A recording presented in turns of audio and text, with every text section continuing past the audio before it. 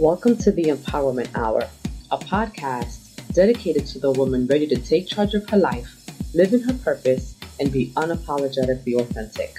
I am your host, Nancy Ruffin, award-winning author, mommypreneur, and the self-proclaimed Latina Oprah who is dedicated to helping women unleash their power, discover their purpose, and live up to their fullest potential. My goal is to empower you, inspire you, and help you unlock your passions and discover your purpose so that you live the most fulfilled and impassioned life. If you're ready to make a change and start living on purpose, then you're in the right place. Let's get started. Welcome back to another episode of the Empowerment Hour podcast. I am your host, Nancy Ruffin, aka the Latina Oprah.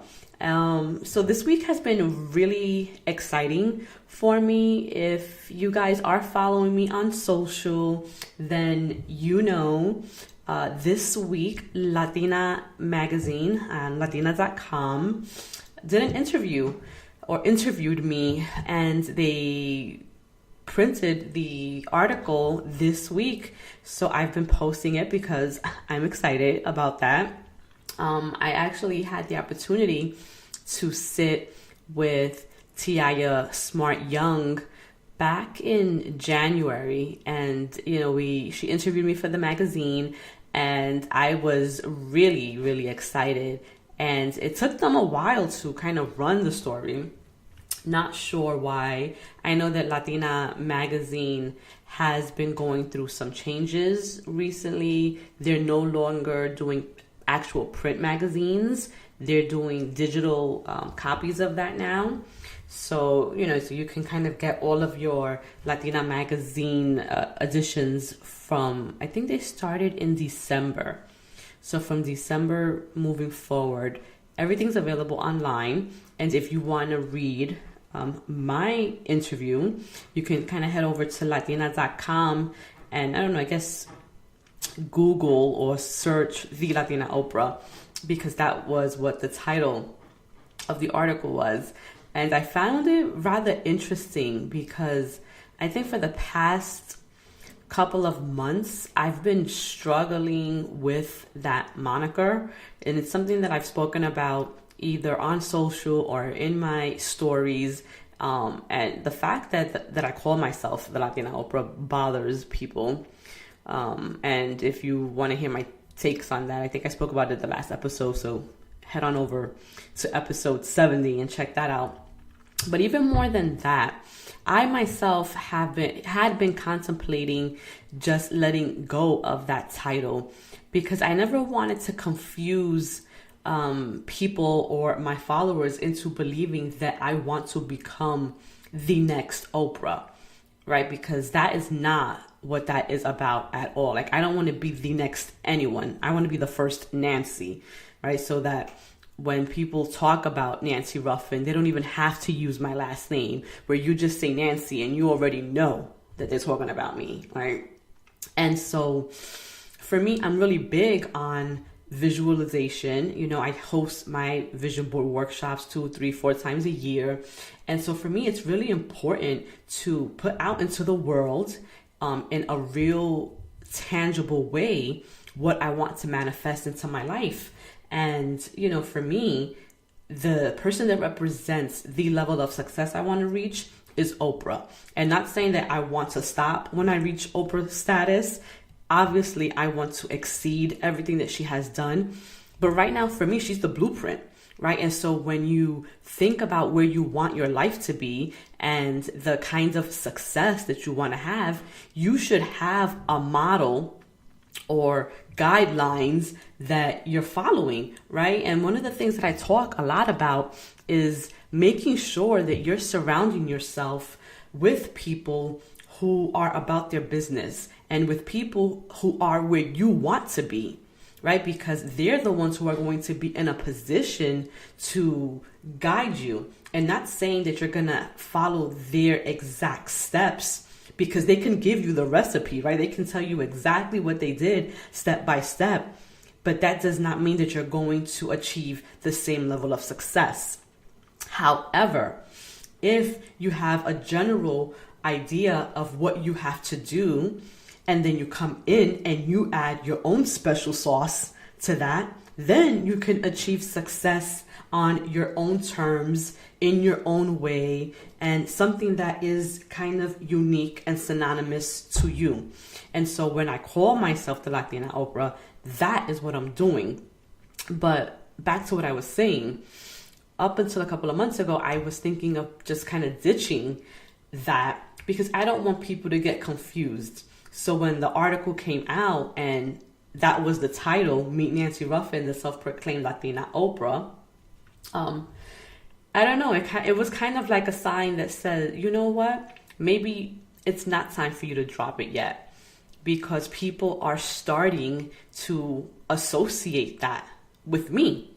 So whenever you hear the Latina Oprah, you're going to automatically think of Nancy Ruffin. And I know that for a time, for my Latino listeners, we had Cristina, right? She was a talk show host on Canal, I want to say Univision. It was channel 41 on regular TV. And for a while, she was the closest thing that we had to Oprah. But then I'm not sure what happened to her, right? And so she's kind of gone with the wind. And we haven't seen anyone, and not that I'm aware of anyway, that is even close to Oprah or what she has done, even in the talk show space. And probably no one will ever reach that level of success when you talk about talk shows, because what she did was, she really broke new ground with the type of shows that she did and how the Oprah Winfrey Show evolved from when she first started to when she ended it, some years ago. And, tonight what I really wanted to talk about is our choices and the series of events that happen in our lives that lead us to where we're supposed to be, right? And one of the reasons why I wanted to talk about that, and specifically choices, because I think that oftentimes we forget how important the choices we make are into really creating our future, right? So the things that you decide right at this moment are putting certain things in motion in your life for things that are going to manifest for you 6 months from now, a year from now, 2 years from now, even 5 years from now. And the thing with that is that we tend to not think about our future with respect to the small individual steps and choices and decisions that we make today, and how those decisions influence the path that we take.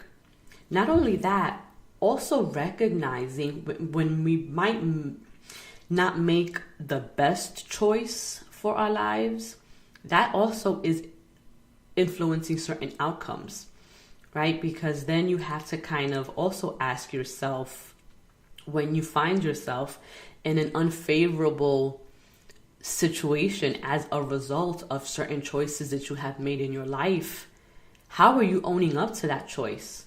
How are you taking accountability for the choices that have led you to where you are today?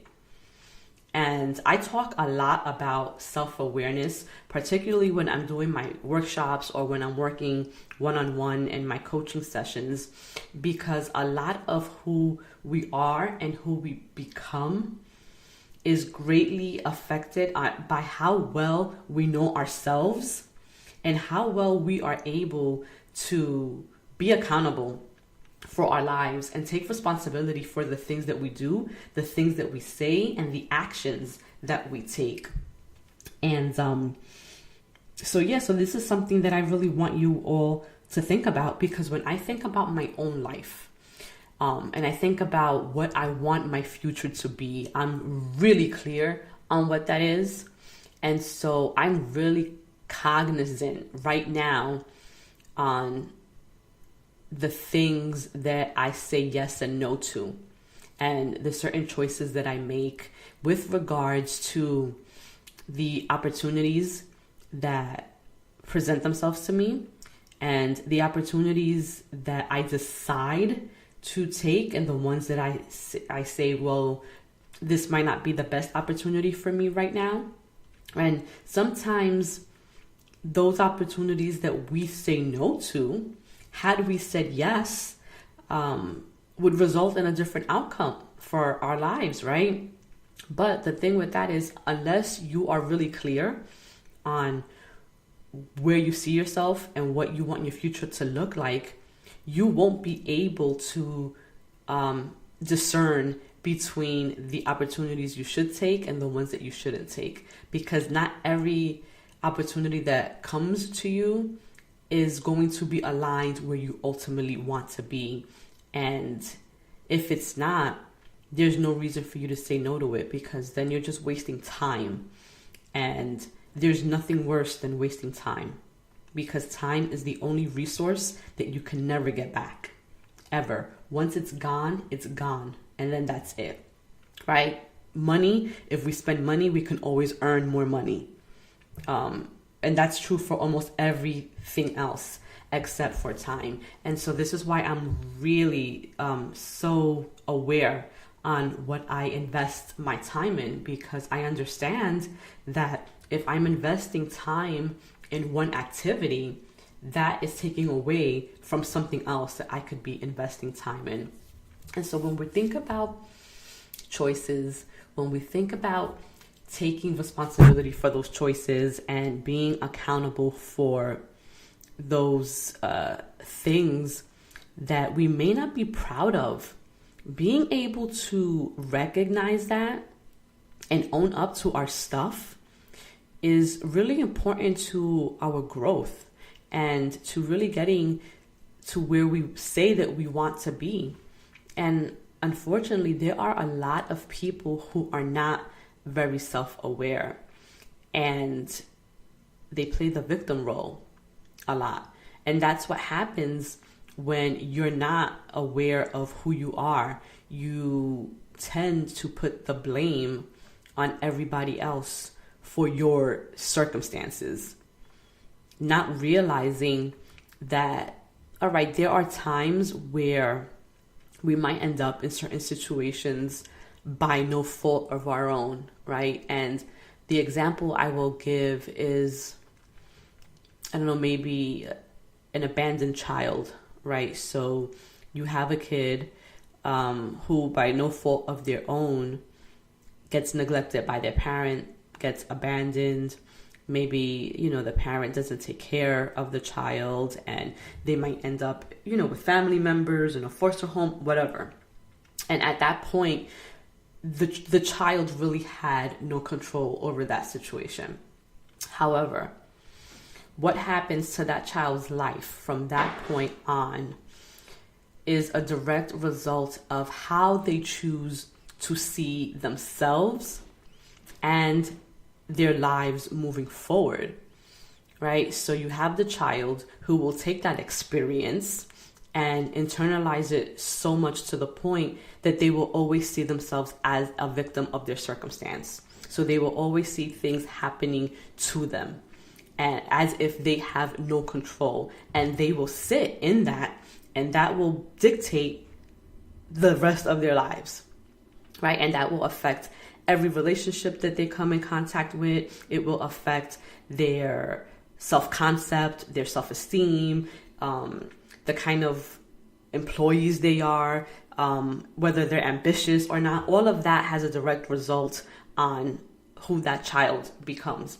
But then you can have that same child who decides that they're not going to allow what someone else has done to them dictate their future, right? And so then that child decides to take their life in their own hands and makes conscious decisions and choices to make sure that they are never put in a situation to be made a victim again. So they take control of their lives and they become go-getters, and they're ambitious, and they refuse to see themselves as a victim, right? And so then the future that they're creating for themselves is going to reflect that type of thought process, right? And how they see themselves and how they view themselves. They refuse to see themselves as a victim. Therefore, they're going to show up in the world powerful, right? Because they're never going to allow themselves to be victimized again. And so I give that example because I know plenty of people who blame their current circumstances on everyone else but themselves. And until they are able to own their shit, they are always going to be victims in their own lives. And so for tonight, I want you guys to think about yourselves and how you show up in the world and how you respond to the decisions and the choices that you make. Because the truth is, none of us are perfect, right? And so at some point, we all have made bad choices, bad decisions. But what matters is what you do after you've made that bad choice.